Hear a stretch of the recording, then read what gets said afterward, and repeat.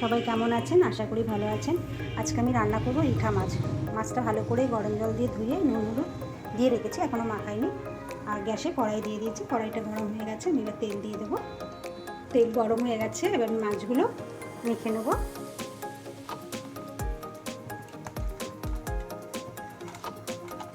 রিঠা মাছ কিন্তু ভাজতে গেলে খুব ফাটে, তার জন্য গরম তেলের মধ্যে একটু হলুদ দিয়ে দিলে মাছ ফাটাটা একটু কম হয়।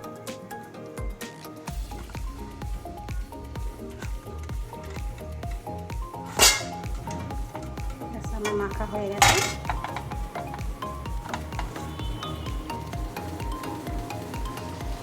কড়াইতে এবার একটু হলুদ দিয়ে দেবো। এবার মাছগুলো দিয়ে দেবো।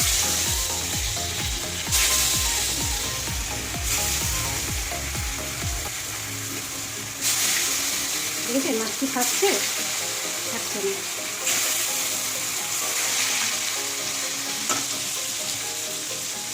কড়াইটা আমি ঢেকে দেবো। ঢাকতে লাগেনি, দেখুন ফাটছে না কিন্তু মাছ। আমি ভেবেছিলাম ঢেকে দেবো, ঢাকতে লাগেনি। মাছটা ভাজা হয়ে যাক, আমি এবার কিছু মশলা বেটে নেব। মাছটা এবার উল্টে নেব।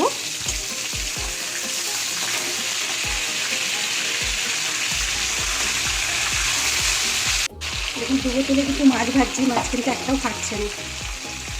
এবার কিছু মশলাটা আমি নিয়ে নিই।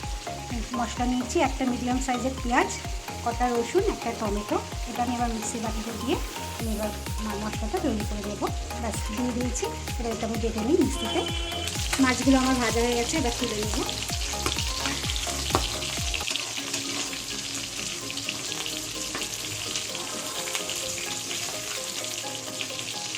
ভেজে নিয়েছি মাছ, এবার সব মাছগুলো আমি তুলে নেবো এক এক করে।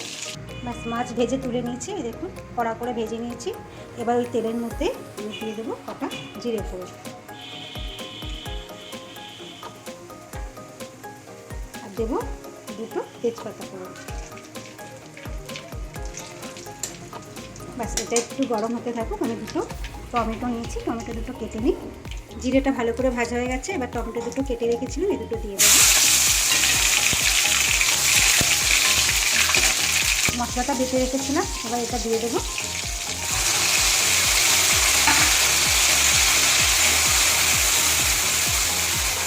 এবার আরও কিছু মশলা দেবো আমি এর মধ্যে।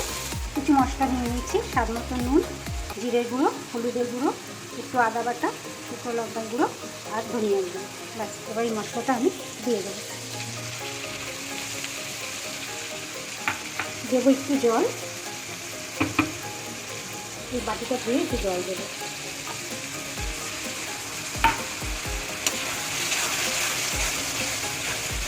একটা ছোটো টমেটো আমি পেস্ট করে দিয়েছি, দেখেছেন, পেঁয়াজের সঙ্গে আর রসুনের সঙ্গে। আর দুটো ছোটো টমেটো আমি ভেজে দিলাম। অনেকটাই গ্রেভি কষানো হয়ে গেছে, দেখুন তেল উঠে এসছে। আর একটু কষিয়ে নেব। মাছের গ্রেভি পুরো রেডি কষানো। এবার আমি এটার মধ্যে জল দিয়ে দেবো।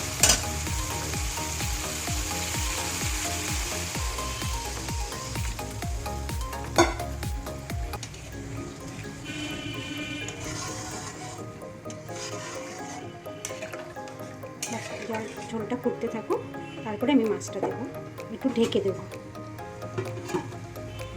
আমি মাছে একটু গরম মশলা বেটে নেব। আমি শিল ধুয়ে নিয়েছি, শিল ধুয়ে আমি গরম মশলা নিয়ে নিয়েছি। এদিকে মাছের ঝোলটা ফুটুক, আমি গরম মশলাটা বেটে নেব। গরম মশলা বেটে নিচ্ছি, আর একটু বাটবো। দেখি এবার মাছের ঝোলটা আমি ফুটে গেছে।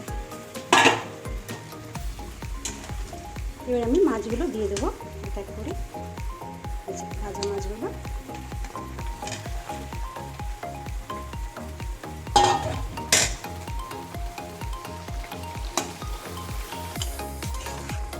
ঢেকে দেবো, ফুটতে হবে। আমি মশলাটা বেটে নিই, গরম মশলা বেটে নিয়েছি, শিল ধুয়ে রেখে দিয়েছি। এই যে মশলাটা বাটা হয়ে যাচ্ছে, গরম মশলাটা। চলুন মাছের ঢাকাটা তুলে নিই। হয়ে গেছে আমার আজকে রিঠা মাছ কষানো আলু ছাড়া। এবার একটু গরম মশলা দেবো, যেটা বেটে রেখেছিলাম, এটা আমি দিয়ে দেবো। এবার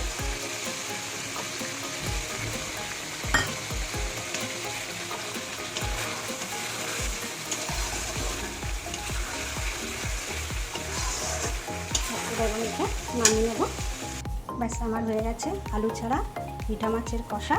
আর এখানে আছে বেটে শাক বাটা, এটা দেখালাম না, এটা ব্যাস হয়ে গেছে।